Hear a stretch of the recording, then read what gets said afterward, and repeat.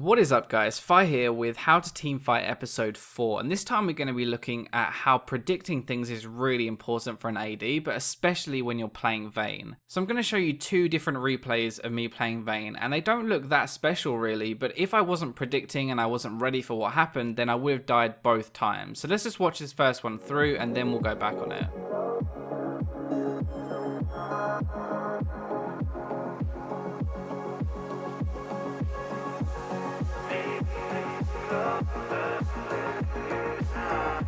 Okay, so let's just jump back to the very start of the fight, just after we've taken Dragon. And the first thing here is I'm hitting Sejuani because she doesn't have her ultimate. She used it in a skirmish before Dragon, so there's literally no threat to me here. A really important part of playing AD is just attacking as much as possible, as often as you can, so that you get that damage before a fight even breaks out. Sej has no ult, no Q because she used it to get into Dragon Pit, which means she can't get to me. So second thing is working out what can actually kill you. Like, to expect something and to predict it, you need to know what you're expecting and what you need to dodge, right? So in this game, it's like the Morgana binding, the Sejuani ultimate, Wukong ultimate, Gnar stun, and his ultimate as well. Those are the four things that I have to be really careful about and I have to make sure I dodge. So putting that into practice, like Sejuani doesn't have her ultimate, so I can tick that off the list. The biggest threat to me is going to be Wukong. So even though I'm attacking Sejuani, my eyes are off at the top of the screen watching Wukong and making sure he doesn't get to me. Right, so if we roll this forward just a little bit, you can see that Wukong starts to stand still, so I just run away. I don't actually know if he's going to go on me at the start, but I have to assume that he does. The lucky thing for me is the pink ward at Dragon actually sees Wukong as he's coming in. So now that I know him and Gnar are likely to jump onto me, I can just plan ahead and I can start to move back up over here where I'm going to be completely safe. Again, I don't actually know that Gnar is going to jump onto me, but it's unlikely that he's going to focus Bard or Volley, so I just have to assume that he's going to jump onto me as well. Right, now when I pause it right here, it kind of looks like I'm boned, right? Like there's no way I'm getting out of Wukong and a Gnar right on top of me, right? Well, because I'm expecting them to jump onto me, I already have a plan, and I'm going to be abusing my tumble stealth here to get some distance and then turn around when I'm out of range. So both of them have used their gap closers at this point. Wukong's used his E and so has Gnar's used his jump, meaning they have no way to get on top of me again.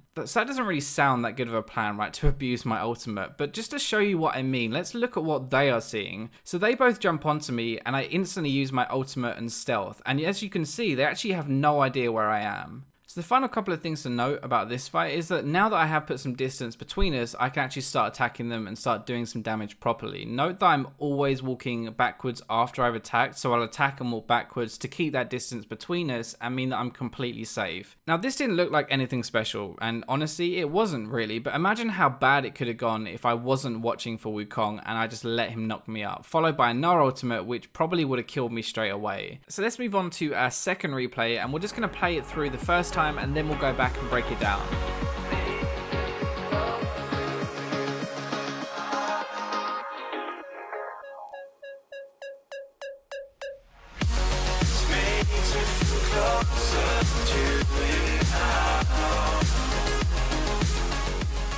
So this is just an example of reacting predictively and just being prepared for what's going to happen, or what I think is going to happen. So if you didn't notice it the first time round, Riven is actually above me the entire time, and we see her on a ward way before the fight starts. So this game she's actually pretty fed and pretty farmed, and she is the biggest threat for me by far. Now even though Thresh has Kalista here, and I'm going to auto attack her for now, I'm watching Riven above the wall to see what she's going to do. The good thing about playing Vayne here is that if she flashes or she uses her Q to get over the wall, actually if any champion ever flashes a wall to get to you, you can instantly condemn her into the wall, and that gives you some time to adjust again. So I'll roll this and you can see that she does actually flash over. I managed to get the condemn straight away because I'm expecting it, and I get away a bit, but she still has her Q charges to catch up to me. So at this point she has used all of her spells and has nothing left but auto attacks. So almost every single River player has this habit, well I mean apart from being toxic and feeding, because that's what all River mains do, but they also have this habit of using their spells and their ultimate as a finisher. So they'll use their spells first and then their ultimate last. So all I do here is I literally just predict she's going to use it and I flash above me to dodge it. Even if she doesn't use it, I still need to get some distance, so this is going to be my best play. Well, that wraps up another breakdown video, and hopefully that will help you with how you should approach a fight now and predict what's going to happen. Like, as you can see in all of these clips, I don't really react reactively, I react predictively. So I'm assuming it's going to happen and I already am ready for it. That's going to be all for this time, so I'll catch you in my next video.